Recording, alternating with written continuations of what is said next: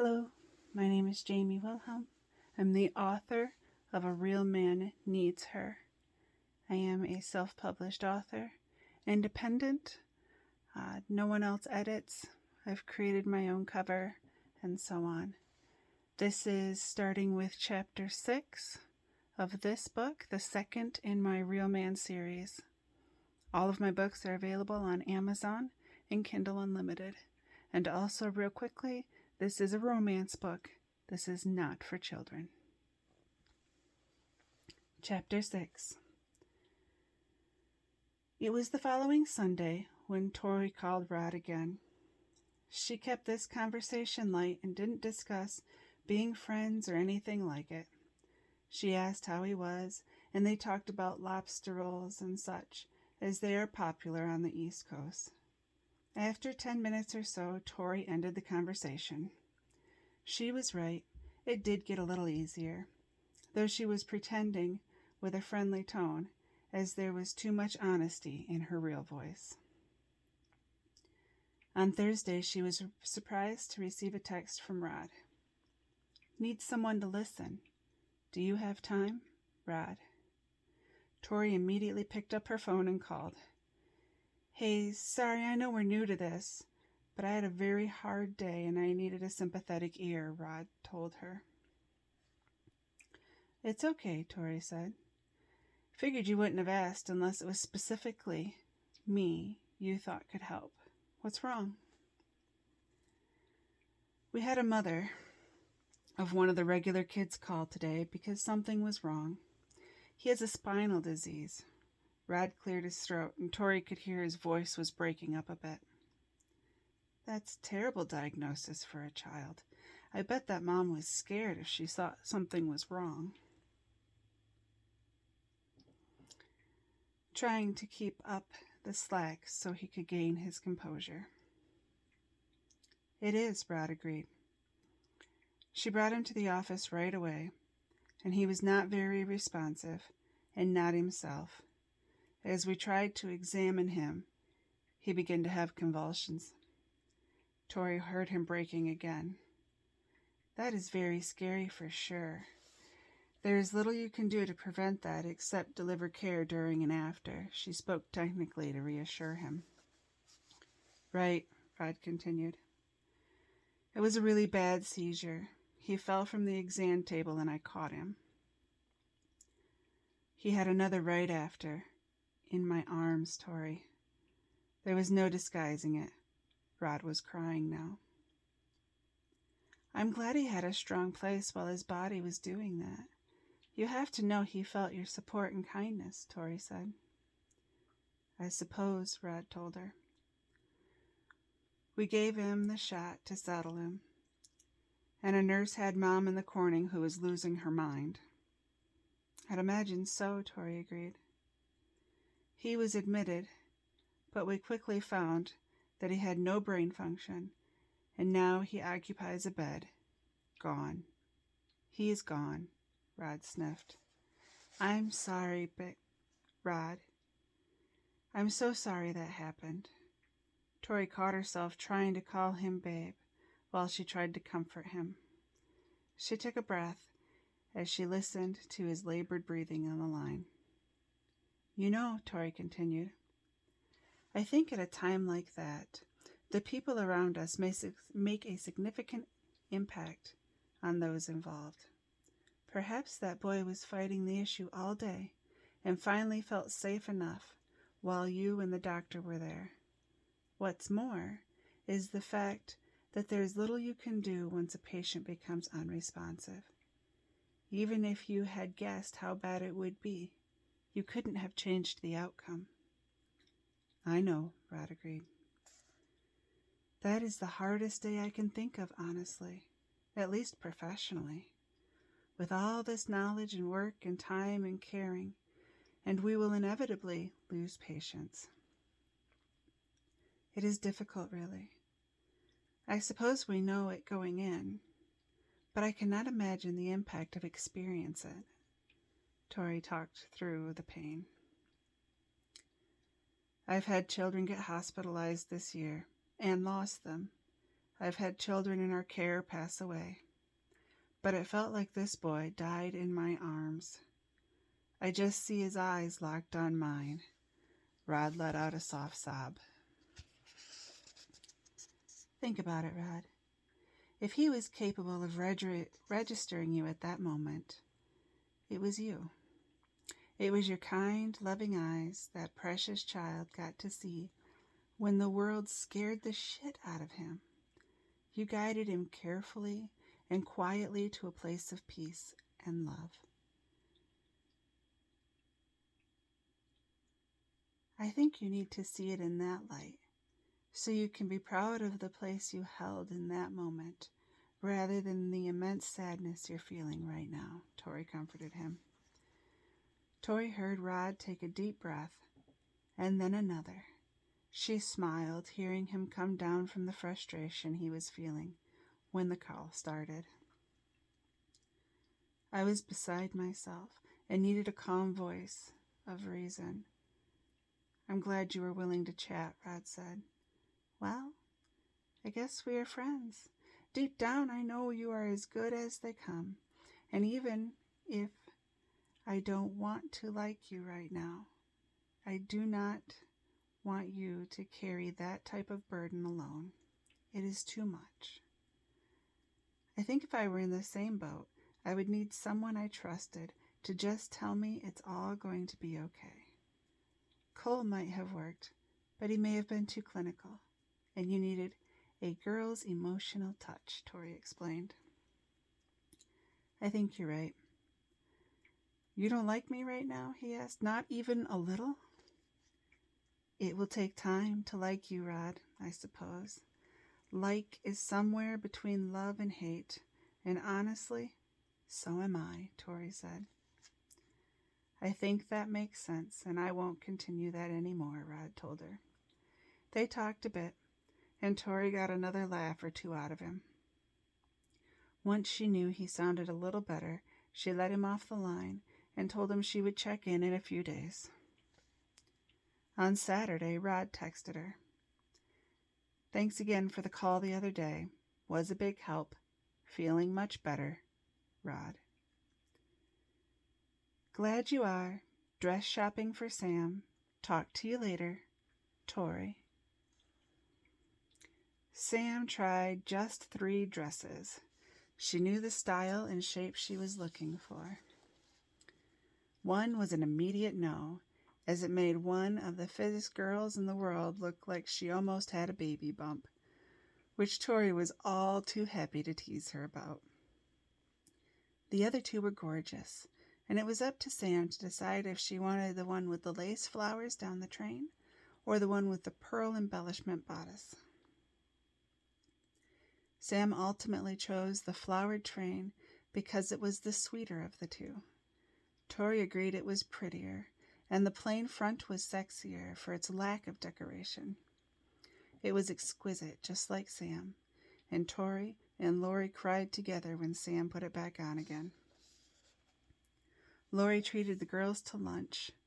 Their mother asked about classes and work and grilled Tori about guys.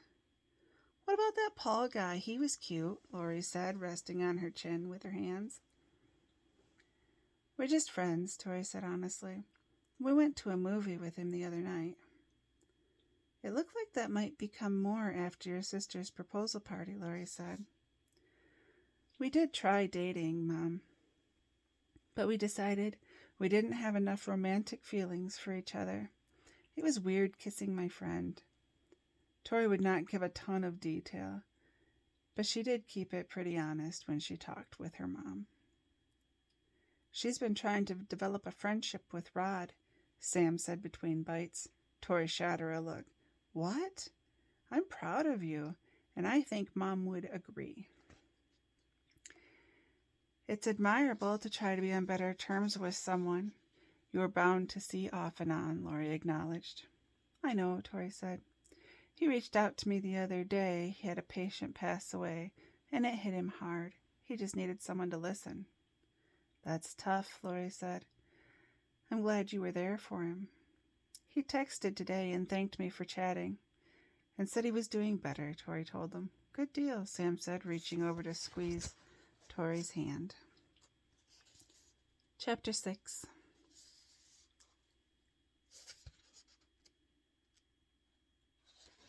I have 2 chapter 6s, and I didn't know it till now.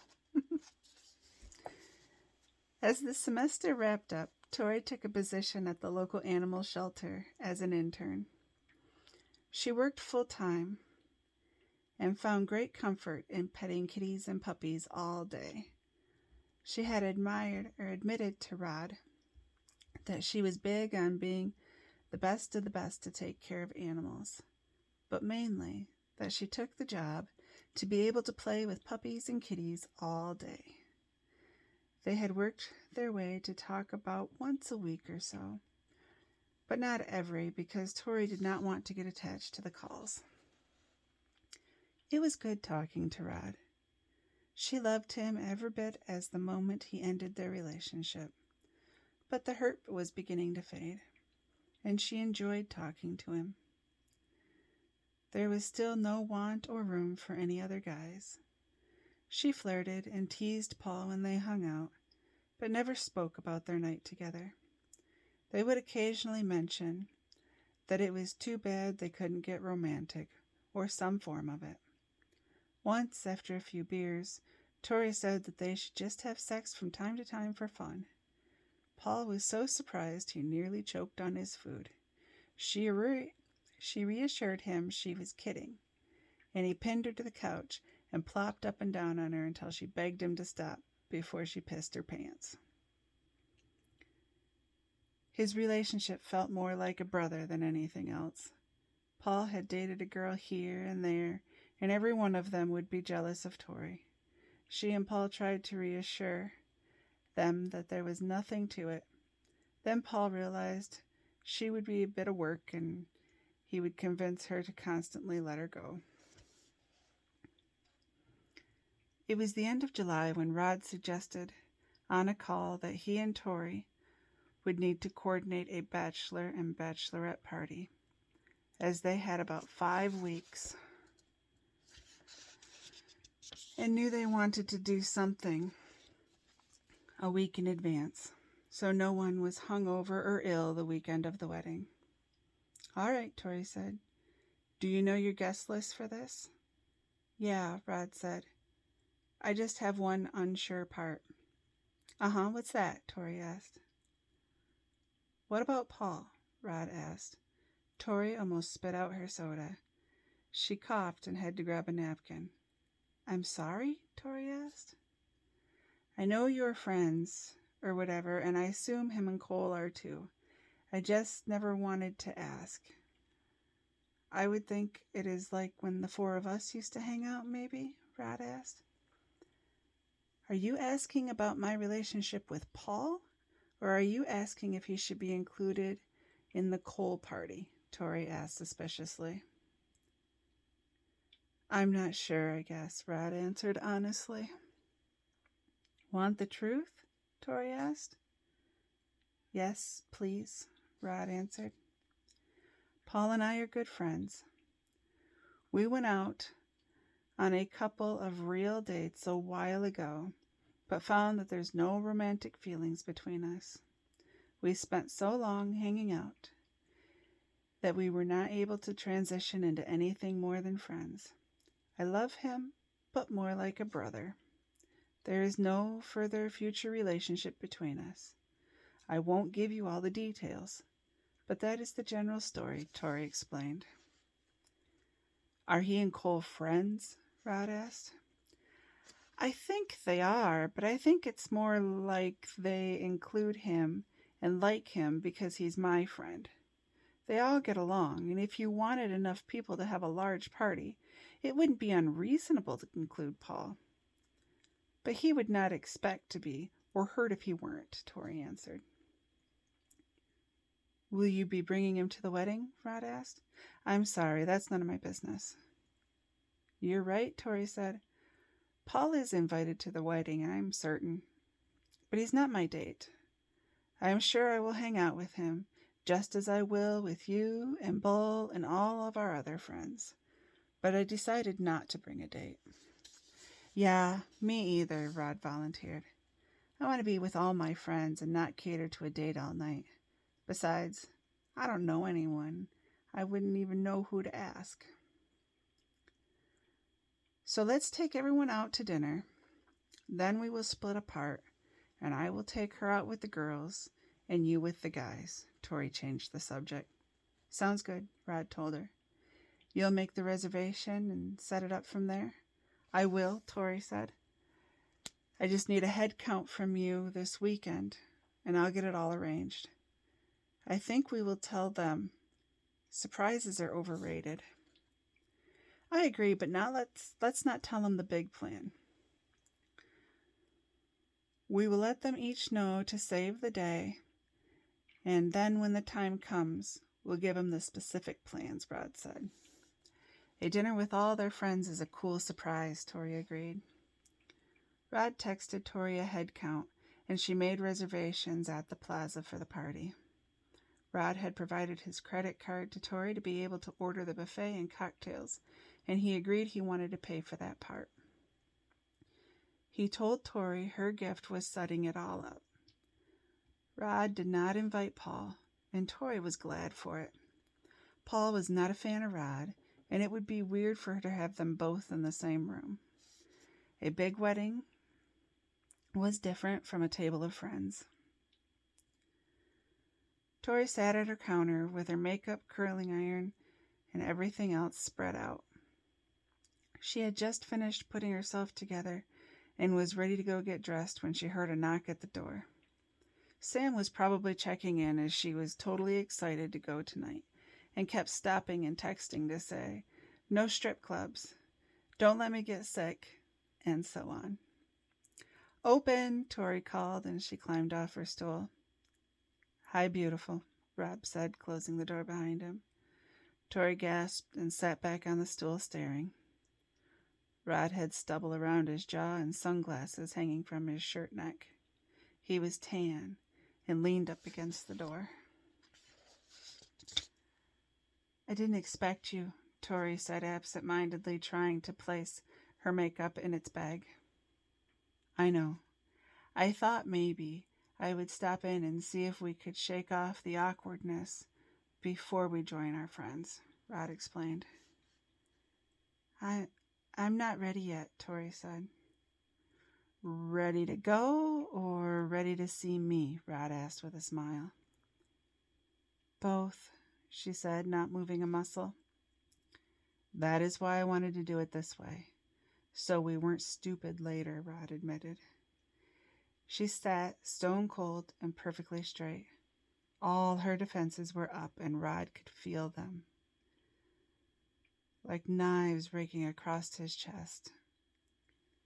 He wanted to lunge at her, scoop her up, and kiss away the past almost 2 years. Her legs were bare, her shorts were short, and barely visible under an oversized t-shirt. She didn't have a bra on. Instantly, an ache in his chest became a pound in his groin. One part of Rod had no misgivings and knew exactly what he wanted. Tori slipped off her stool and moved around the counter and grabbed 2 beers out of the fridge. She placed one on the coffee table next to the couch and turned and headed to the bedroom. "Have a beer. I'll be dressed in a minute," she told him, carrying the other beer down the hall. She stepped into the bathroom and closed the door, opening her beer and taking a half drink. He was here, in the other room. Her chest was pounding and her heart was screaming. If she went to him right now, would he turn her away? Of course he would. He ended it, she told herself. He is only here so that the party with his ex is not weird. Tori removed the party dress from its hanger and slid it over her shoulders. It was blue and sheer in most places. She turned once and again and realized she was not going to be able to zip it up. She knew, regardless of his decision, there was one way she could get the upper hand and feel like his surprise backfired on him. She would make her zip him up. She would make him touch her. She knew he couldn't refuse her. Tori opened the door and walked toward the living room. She stopped and set her beer bottle on the counter. "Actually, it's good you stopped," she said nonchalantly. "Yeah?" he asked, perched on the edge of her sofa. "Yeah." She walked over and stood in front of him. Rod stood without thought, and Tori met his eyes and then turned around. She pulled her hair over her shoulder. "Zip me, please? I'm getting dizzy spinning in the bathroom trying to get it myself." Rod drew a deep breath. He placed a hand to hold the fabric and the other on the zipper.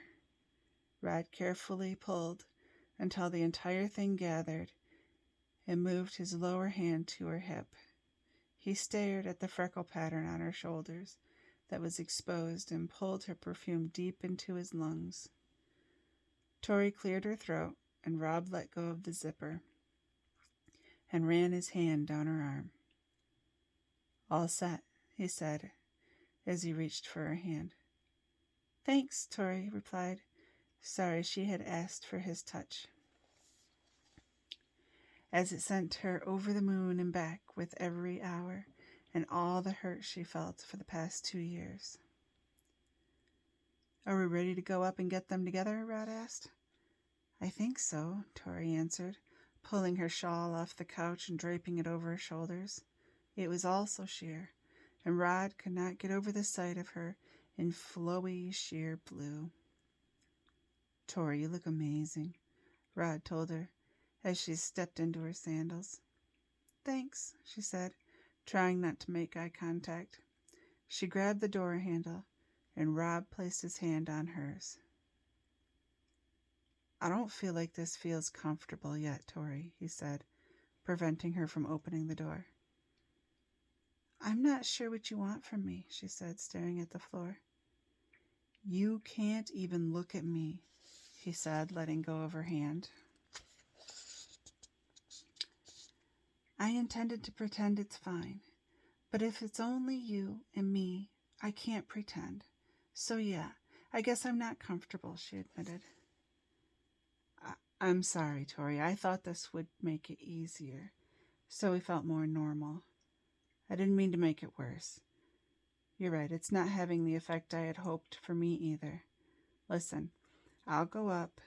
You just take a minute or two and then come along."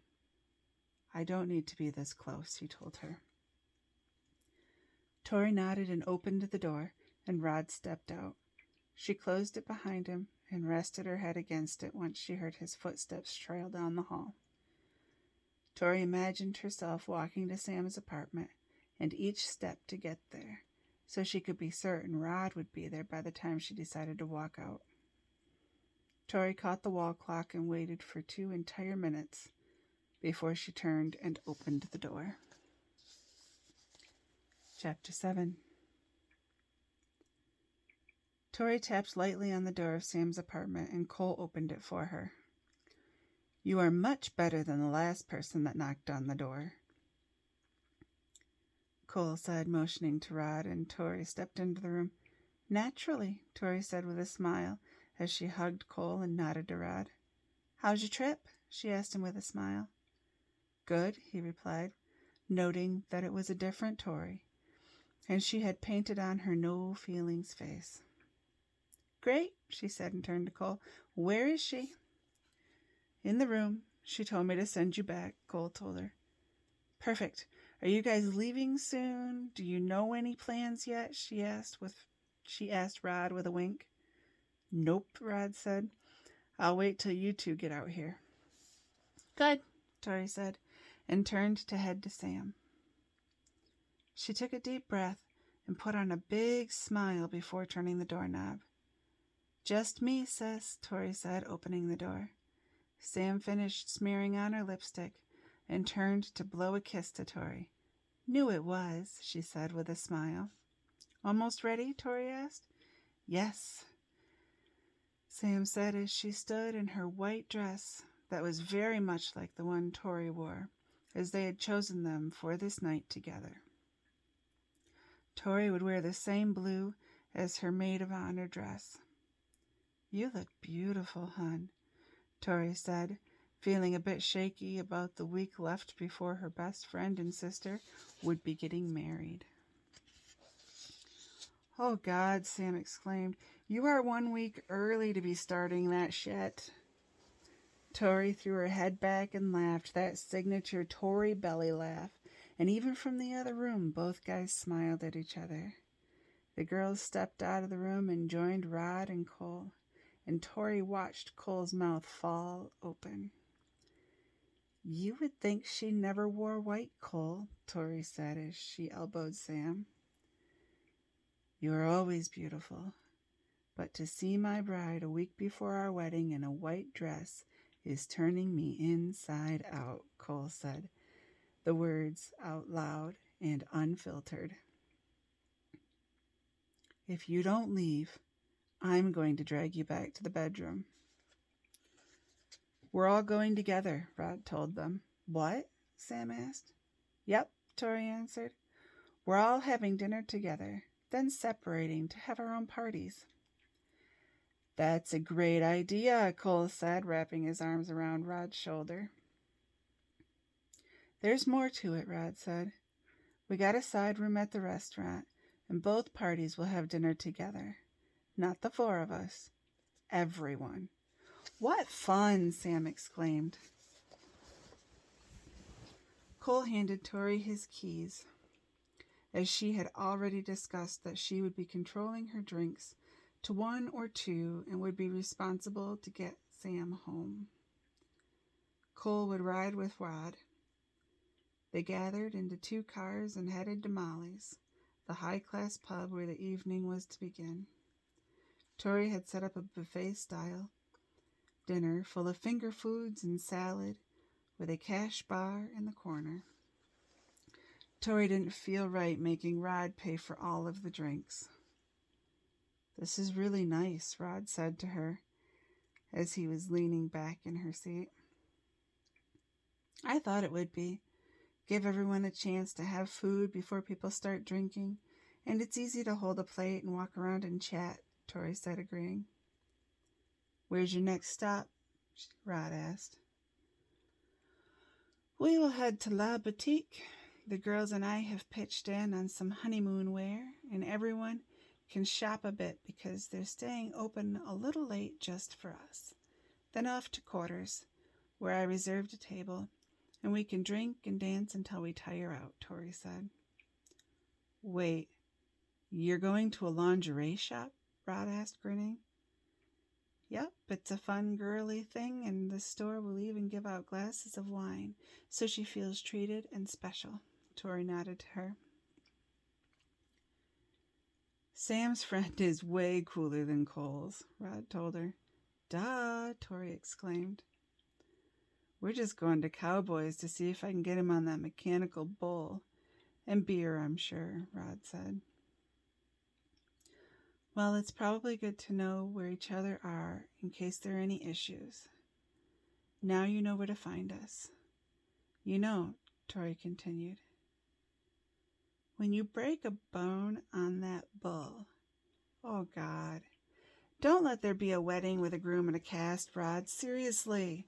Tori threw her head back and laughed at the idea of Cole or Rod's arm in a sling at the church. Her laugh grabbed Rod deep inside and made him ache. He wanted to snatch her up and run for the coat closet or washing room this second. Tori had such a genuine, unguarded laugh that warmed you from the inside out. Instead of continuing a conversation that would lead to too many truths, Rod patted her hand with a smile. "I'll keep all the bones together," he said, before getting up to join Cole and Bull in the corner. Tori stood in the center of the room with a large shopping bag on the floor at her feet and slightly tapped a glass in her hand to gain the attention of the room. "It is time to move from Molly's, friends.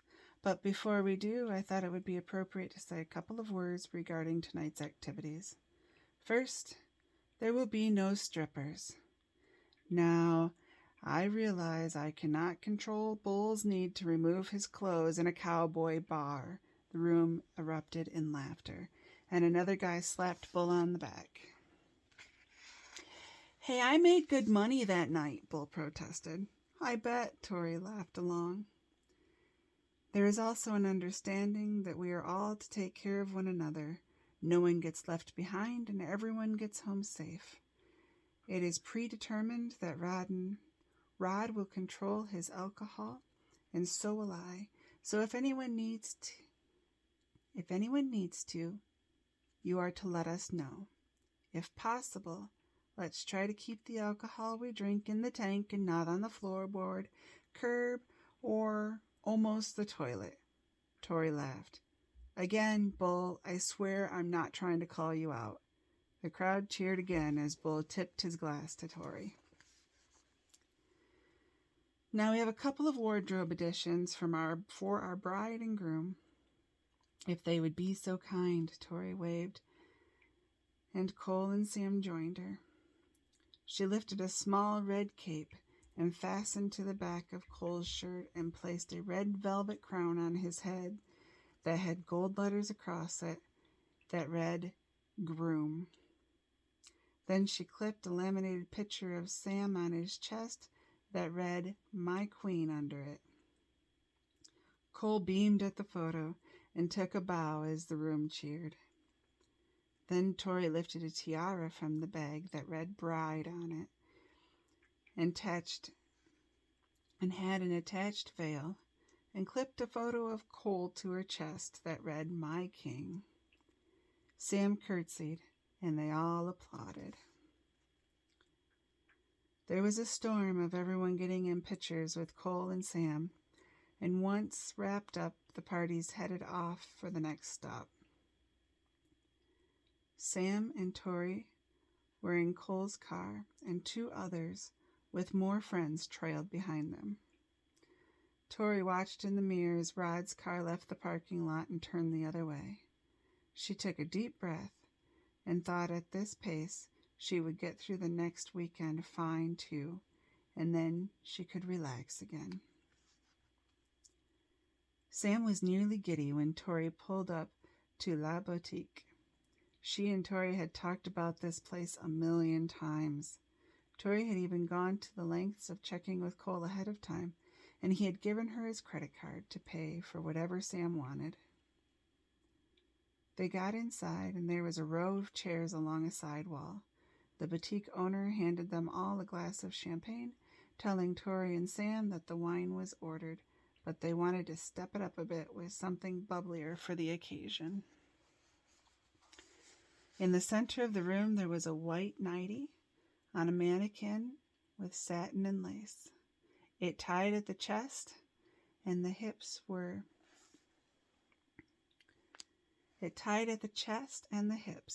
and was open to a pair of white lacy panties and had a satin robe that hung over it. Next to it was another with a black teddy with a little fur around the chest line and in the back. It was a thong and a sheer black robe with more fur lining hung over it. "Samantha," the owner addressed her, filling her glass again, "your party has come together to purchase these two ensembles for you. This," the woman said, pointing at the white nightie, "is for your wedding night.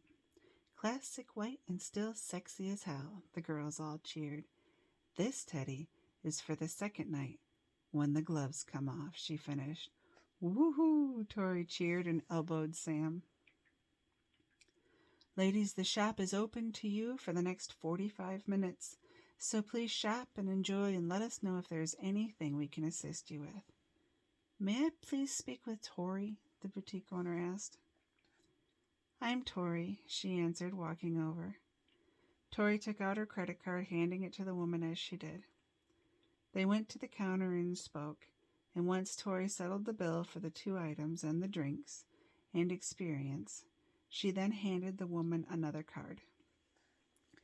"This is the groom's card, and he wishes for the bride to have the most amazing time and to be encouraged to make some purchases." He expressed specifically that she may have a few things, and he is very comfortable if she were near or even slightly over $1,000. You are just to tell her that has already been covered and return the card to me when we leave, Tori explained. The store owner lit up and rushed to Samantha to be her personal assistant. Tori browsed a while and chose a couple of bra and panty sets and watched and nodded and smiled away as her friend shopped. Every time Sam held something up, the shop owner would tell her that it was okay to put it in the pile and decide in a few minutes. As she looked around, the owner announced that their time was nearly up, but she didn't care if the girls were shopping and needed a little more time. Tori laughed to herself, knowing the power of a single $1,000 sale. She watched as Sam's glass was filled again. 3, Tori noted to herself as she sipped at her first. At the register, Sam was deciding what she liked the most and trying to get 1 or 2 things. The shop owner leaned in, and Tori knew she was telling Sam that her items were already covered and that she had enough for most of the things on the counter. And if there were 1 or 2 she liked a little less, then she could put those back. Sam spun on her heels and stared at Tori. "What?" Tori asked with a grin. "Already covered?" Sam asked. "You can't do all this." "You are correct, sister," Tori explained. "Your fiancé is doing it." "I can't get all this," Sam exclaimed. "You will," Tori said, "because if you don't, I will have to explain to Cole why you refused to spend his gift." Sam's cheeks blushed. She looked over her pile and pointed at a green nightie. "I'll put that back, please. And, well, I'll take the rest." The owner gleamed at the purchase, and the girls squealed with laughter for Sam's huge La Boutique haul. She had 4 bags, including the one with the items that were her gifts from her friends. When they were all checked out, Tori thanked the shop owner and reclaimed Cole's credit card. They all loaded in the cars and set off for quarters to drink and dance. When they arrived at the club, Tori checked in and settled the group at the table that was reserved and decked out in a bridal theme. There was even a chair with a white cotton cover and a large ribbon on it meant for Sam. There were glasses and pitchers of Long Island iced tea. Tori didn't set up drinks for the table, so she went to the bar to inquire if there had been a mistake. "They were ordered for the table by phone a little bit ago. 3 now, and a refill for each," the bartender stated. Tori knew instantly it was Cole or Rod, and she shrugged and returned to the table. They had 9 ladies and 6 pitchers of tea. There was not a very high likelihood that they would need any more drinks. Tori toasted Sam and spoke about their lives and growing up and growing pains and hugged her best friend. "It's not every day you get to call your best friend your sister, but I actually, legally, have just that privilege." The girls talked and laughed and danced for a while when a round of shots arrived at the table. "Who ordered this?" Tori asked the waitress. "The gentleman at the bar in the blue shirt." Tori turned to see a group of guys she did not recognize. "Please thank them. We will accept these, but please inform the staff that this table will not be accepting drinks sent by other bar patrons, as we are trying to maintain a nice evening. Thank anyone who wishes, but we will need to decline future gifts." Tori watched the waitress speak to the gentleman, and then speak to the bartender, who met Tori's eyes and nodded to her with a smile. Inevitably, the crowd who purchased the shots walked over to the table, and to her dismay, focused on Tori and the girl from the swim team, Alice, who sat beside her. After a few friendly compliments, Two of the guys began to look for chairs to join the ladies. "I'm sorry, gentlemen, but this is a bachelorette party, and it is almost over for the evening. We are waiting for the groom and his friends, mostly our boyfriends, to join us here shortly," Tori explained with a big fat lie. "Well," said one of the guys, "we can keep you company until they get here." Tori pulled out her phone. "Group of guys trying to join our party. Told them the groom would be on his way shortly. They have chosen to take a seat. Tori. On our way. Rod." Tori knew Rod and Cole were on the other side of town, and it would take a few minutes for them to get there. She quietly shook her head at the ladies at the table, indicating that no one in this party of guys would dance or have any attention. After 10 minutes, Tori leaned into the table where the blue shirt guy sat and got his attention. He grinned, leaning into her. "Several senior members of the U of M wrestling team, including the groom, are minutes away. These guys can be on the jealous side, and they have all likely been drinking. It may be better if you gentlemen find a different table," Tori explained with a smile. "Is your boyfriend coming too, sweetie?" the guy asked, glancing down at her cleavage. "We aren't worried about a couple of college guys." Tori rolled her eyes. "Don't say I didn't warn you." "They have been warned you guys are coming and do not seem to believe me. Tori, we are just outside. Rod." Tori watched the door as she saw Bull and Rod enter, and then a couple more guys, and finally Cole.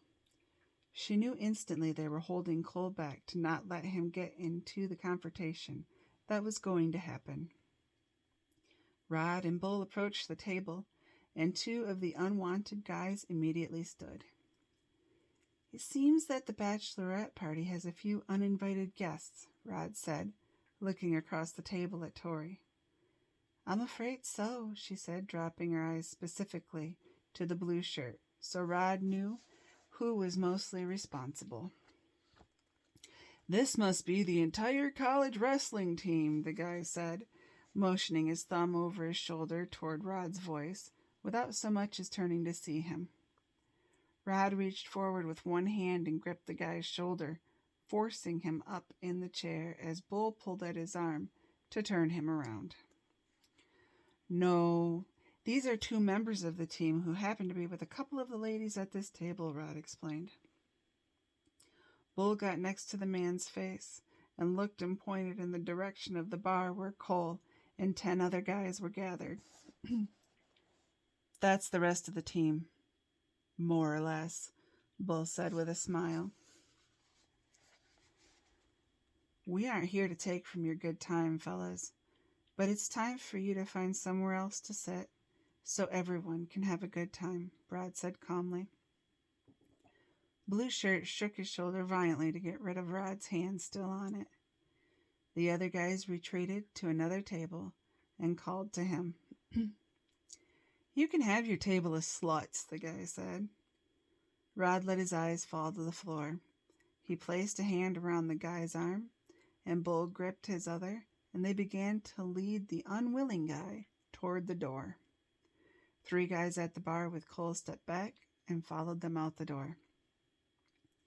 Bull returned a moment later and approached the table of friends that were with the blue shirt guy.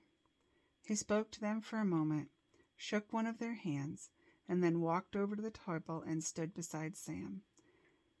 As the guys paid for their tab and walked out the door.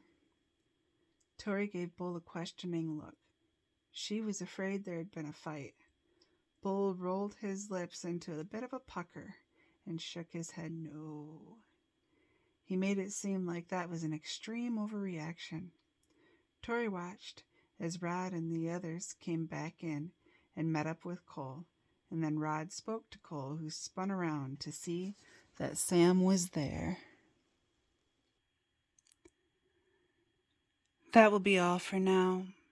Please remember that all of my books are available on Amazon and Kindle Unlimited. Mash that subscribe button so that you can catch the next video. Goodbye.